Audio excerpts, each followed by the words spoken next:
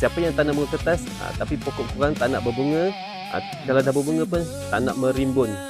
Okay, jom saya share beberapa tips mudah yang kau boleh buat.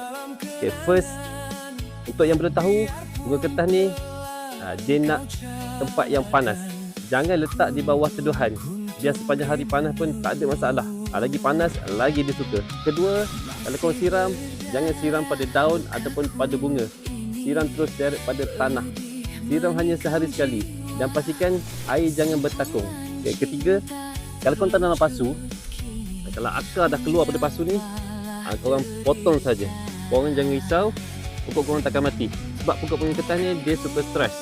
Bila dia stres, dia akan mengeluarkan bunga. Dan keempat, korang kena baja. Kalau korang tak baja, bunga korang takkan banyak.